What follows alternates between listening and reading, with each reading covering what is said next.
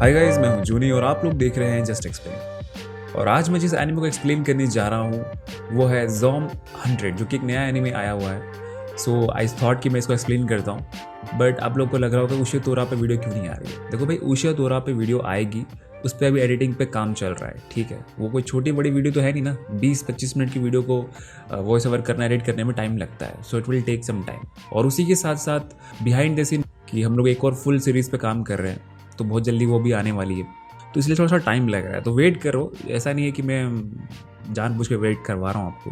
But don't worry, इसके बाद वाली जो वीडियो है अभी वो एडिटिंग स्टेज में है, और इसके बाद वो एडिटिंग जैसे खत्म हो जाएगा उसका, तो हम लोग उसको भी अपलोड कर देंगे, यानी उषिया तोरा का नेक्स्ट पार्ट। तो इसीलिए बिना किसी डिले के इस वीडियो को स्टार्ट करते हैं। इस एनिमे के स्टार्ट होते ही हमें अपने मेन प्रोटैगनिस्ट को देखते हैं, जो कि काफ़ी बुरे हालात में रह रहा होता है। मतलब हर जगह कचरा, समझ रहे हो। और वो बार बार बस एक ही चीज़ बोल रहा होता है कि उसे ऑफिस नहीं जाना है। जिसके बाद कि हमें प्रेजेंट टाइम के 3 साल पहले का सीन दिखाया जाता है, जिस वक्त की अकीरा, जो कि हमारे मेन प्रोटैगनिस्ट का नाम है, उसने एक नया ऑफिस को ज्वाइन किया था और उसने अपने करियर को जस्ट स्टार्ट ही किया होता है। और उसका सीईओ यानी उसकी कंपनी का सीईओ बाकी टीममेट से उसे इंट्रोड्यूस करवाता है। और अकीरा काफ़ी एनर्जेटिक और खुश लग रहा होता है, क्योंकि ये उसकी ड्रीम कंपनी होती है। और वहाँ पर लोग भी काफ़ी ज़्यादा खुश और एनर्जेटिक दिख रहे होते हैं। और बेसिकली उसकी कंपनी कमर्शियल्स बनाती है ब्रांड के लिए, यानी कि एडवर्टाइजमेंट्स। और अकीरा सोचता है कि कमर्शियल्स के बहाने वो किसी ना किसी सेलिब्रिटी से तो ज़रूर मिल लेगा। और उसका मैनेजर यानी कि उसका सीईओ उसका डिपार्टमेंट के चीफ से उसे मिलाता है और उसे उसका डेस्क भी दिखाता है। अकीरा उसके चीफ को ग्रीटिंग दे ही रहा होता है कि उसकी टक्कर एक लेडी से हो जाती है। और उसे देखकर अकीरा मंत्रमुग्ध हो जाता है। और वो लेडी बताती है कि उसका नाम सावरी है और उसके साथ साथ उसे काम करने में बहुत मज़ा आएगा। और अकीरा को वो लड़की काफ़ी क्यूट लगती है, जिसके बाद कि वो अपने काम में लग जाती है। और शाम को अपने बाकी सारे कलीग्स के साथ मिलकर एक रेस्टोरेंट जाते हैं, जहाँ पर कि उसके कलीग्स उसे उसके कॉलेज के बारे में और बाकी सब चीज़ों के बारे में पूछते हैं, जैसे कि क्या उसकी कोई गर्लफ्रेंड है, या फिर उसे क्या खेलना पसंद है, या फिर क्या हॉबीज़ है उसकी, वगैरह वगैरह। और उन्हें वहाँ पर पता चलता है कि अकीरा अपने कॉलेज में रग्बी खेलता था, यानी कि एक तरह का स्पोर्ट होता है फुटबॉल जैसा ही, तो इसीलिए वो काफ़ी एथलेटिक भी है। और जिसके बाद कि उसकी नज़र सावरी पर पड़ जाती है और वो कहता है कि वो बिल्कुल मेरे टाइप की है और एक ना एक दिन मैं उसे अपने दिल की बात ज़रूर बताऊंगा और काफ़ी मेहनत करके इस कॉर्पोरेशन में अपनी अच्छी पोजीशन बनाऊंगा। और तभी अकीरा के सारे कलीग्स डिनर करने के बाद जाने लगते हैं। कहाँ पर? ऑब्वियसली घर यार, मतलब ऐसा अकीरा को लगता है। पर वो लोग एक्चुअल में वापस ऑफिस में जाते हैं और वहाँ पर अपने काम में लग जाते हैं।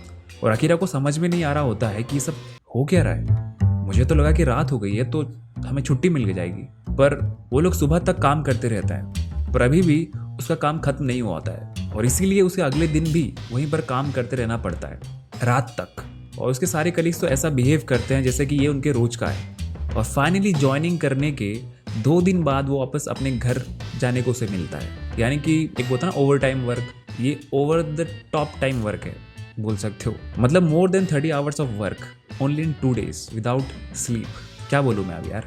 और अकीरा समझ जाता है कि ये कॉर्पोरेशन उन कंपनियों में से है जो कि उनके एम्प्लॉयज़ को एकदम चूस लेते हैं, यानी कि एक्सप्लॉइट करते हैं। और वो घर आकर सीधा सो जाता है ऑब्वियसली। जिसके बाद कि कुछ दिन ऐसे ही बीत जाते हैं और सडनली उसे अब ऑफिस जाने में कोई भी इंटरेस्ट नहीं होता है। पर वो खुद की पीठ ठोकता है और कहता है कि ये करियर मैंने चूज़ किया था और इसीलिए मुझे अब रोना धोना बंद करना चाहिए। और वो उसके सभी सिचुएशंस को पॉजिटिवली देखने की कोशिश करता है, जैसे कि उसके कलीग्स काफ़ी मेहनती हैं क्योंकि वो दिन भर वहीं पर काम करते हैं और सोते भी वहीं पर है। और वो लोग अनपेड ओवर टाइम करते हैं, मतलब कि उन्हें ओवर टाइम करने के कोई पैसा नहीं मिलते, जो कि ये दिखाता है कि वो कितने डेडिकेटेड हैं अपने काम को लेकर। और उसका चीफ जो कि बाकी सबको गाइड करता है, और उसका बस एक ही तरीका है, लोगों पर गुस्सा करना, चिल्लाना, चीखना, बस हाँ ऐसे ही गाइड करता है वो। और इसी तरह से वहाँ पर काम करते करते अकीरा को 1 साल हो जाते हैं और अब ये उसका दूसरा साल होता है। और अब उसकी शक्ल से वो मुस्कान गायब हो चुकी होती है और उसे अब ये भी याद नहीं होता है कि आखिरकार उसने लास्ट टाइम कब नहाया था। पर बस एक चीज़ होती है जो कि उसे ऑफिस में अच्छी लगती है और वो है सावरी।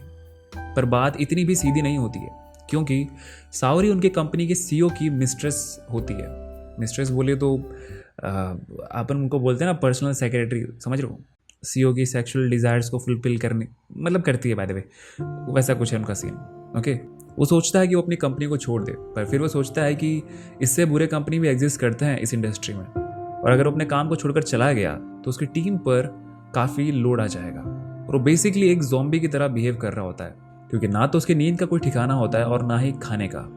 मतलब बेसिकली ऐसा लगता है उसमें से उसकी बॉडी से किसी ने उसकी सोल को खींच सा लिया है। और अब हम लोग देखते हैं कि तीसरा साल चल रहा होता है, यानी कि उसी कंपनी में काम करते करते, और वो लगभग एक ज़ॉम्बी बन चुका होता है, क्योंकि वो उस जगह से इतना ज़्यादा फ्रस्ट्रेट हो चुका होता है क्या वो बस एक ही चीज़ के बारे में सोच रहा होता है, सुसाइड, ताकि उसे अगले दिन ऑफिस ना जाना पड़े। मतलब एक तरह से बोल सकते हैं कि वो मेंटली पूरी तरीके से टूट चुका होता है, यानी कि वो डिप्रेशन में जा चुका होता है एक तरह से। पर अगले दिन जब वो उसके ऑफिस जाने का टाइम आता है, वो जाना नहीं चाहता था पर उसे जाना पड़ता है। पर वो देखता है कि उसके घर के आगे एक पेपर होता है और उसे याद आता है कि उसने अभी तक अपने पार्किंग का किराया नहीं दिया है, और वो अपने अपार्टमेंट के मैनेजर को किराया देने के लिए जाता है। वो उसके काउंटर को नॉक करता है पर कोई भी जवाब नहीं देता है, जिसके बाद कि वो देखता है कि उसके ऑफिस का डोर खुला है। जब वो उसके ऑफिस में एंटर करता है तो वो जो देखता है उसकी आंखें फटी की फटी रह जाती हैं कि एक आदमी एक दूसरी वोमेन को खा रहा होता है, और वो आदमी सडनली उस अकीरा पर अटैक करता है। और जब वो उसे बचने की कोशिश करता है तो कुछ और उस जैसे लोग उसके पीछे पड़ जाते हैं, और वो सोचता है कि ये तो ज़ॉम्बीज़ हैं, ये सब कैसे हुआ, और अगर सब ऐसे ही चलता रहा तो वो ऑफिस के लिए लेट हो जाएगा।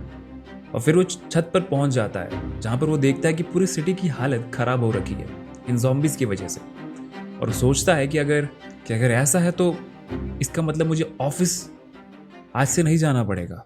और ये बात उसके दिमाग में आते ही वो खुशी से उछल पड़ता है, और ऐसा लगता है कि सडनली उसके बेजान शरीर में किसी ने जान से डाल दी हो, और वो उन ज़ॉम्बीज़ से बच रहा होता है और भाग रहा होता है। पर वो खुश होता है क्योंकि जो दुनिया कल उसके लिए ब्लैक एंड वाइट थी, ठीक वही दुनिया आज उसके लिए कई सारे रंगों से भरी हुई दिखाई दे रही है। जिसके बाद कि वो खुद को उन ज़ॉम्बी से बचाता है और सोचता है कि आखिरकार आज उसे क्या करना चाहिए। क्या उसे अपना ड्राइविंग लाइसेंस लेना चाहिए, या उसे स्काई डाइविंग करना चाहिए, या फिर बस दिन भर बियर पीते हुए टीवी देखना चाहिए। और वो सब सोच ही रहा होता है कि तभी उसे सावरी की याद आती है, और वो खुद से कहता है कि कहीं वो तो ज़ॉम्बी नहीं बन गई, पर आई होप कि वो सलामत हो। पर फिर वो सोचता है कि सावरी को वो अपने दिल की बात आज ज़रूर बता के रहेगा, क्योंकि वो नहीं चाहता कि वो इस बात को लेकर रिग्रेट करे जब वो उन ज़ॉम्बीज़ के हाथों मर रहा होगा। और इसीलिए वो अपने साइकिल पर बैठकर सावरी के घर की ओर निकल जाता है, एंड ऑब्वियसली बाइक को ज़ॉम्बीज़ से बचाते बचाते। और हम लोग देखते हैं कि पूरे शहर की हालत ख़राब हो रखी है। कई सारे लोग ज़ॉम्बीज़ बन चुके होते हैं, और जो नहीं बने होते हैं वो ज़ॉम्बीज़ उन्हें बना रहे होते हैं। जिसके बाद कि अकीरा सावरी के घर तक पहुंच चुका होता है, पर उसे काफ़ी डर लग रहा होता है, क्योंकि उसे लगता है कि कहीं ऐसा करने से वो क्रीप तो नहीं उसे समझेगी। फिर वो खुद को संभालता है और कहता है कि ये एक इमरजेंसी वाली सिचुएशन है, तो ये सब चलता है। और वो उसके डोर के बेल को बजाता है, पर कोई भी रिस्पॉन्ड नहीं करता है, और वो देखता है कि डोर भी ओपन है। और वो जैसे ही रूम में एंटर करता है उसे वहाँ पर एक मेल शू दिखता है, और उसके ठीक सामने उसे वहाँ पर उसी कंपनी का CEO खड़ा हुआ दिखाई देता है, और वो साला भी ज़ॉम्बी बन चुका होता है। और उसे देखकर अकीरा कहता है कि सर, मुझे आपसे एक ज़रूरी बात करनी है कि मैं आज और अभी इस नौकरी को छोड़ता हूँ, क्योंकि इसकी वजह से मैं भूल गया था कि मैं एक इंसान हूँ।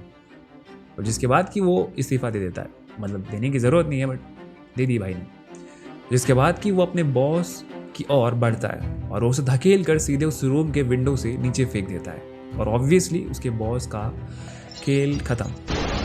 और हम लोग दूसरी ओर देखते हैं कि सावरी में भी अब इंसानियत नहीं बची होती है, और वो भी एक ज़ॉम्बी बन चुकी होती है। और सावरी को इस हालत में देखकर अकीरा को काफ़ी बुरा लगता है, पर अपने उस सैडनेस में भी वो अपने प्यार का इजहार करता है सावरी से, कि उसने जब से उसे देखा है ठीक उसी पल से वो उसे प्यार करने लगा था। जिसके बाद की सावरी अकीरा की तरफ बढ़ती है पर उस पर अटैक करने के लिए, और अकीरा वहां से भाग जाता है सावरी को वहीं पीछे छोड़कर। और इस तरह से उसने अपने लाइफ का पहला प्यार खो दिया। जिसके बाद कि हम लोग नाइट का सीन देखते हैं और अकीरा एक स्टोर के बाहर बैठा होता है, और उसे अब यकीन नहीं होता है कि उसे अब ऑफिस जाना नहीं पड़ेगा।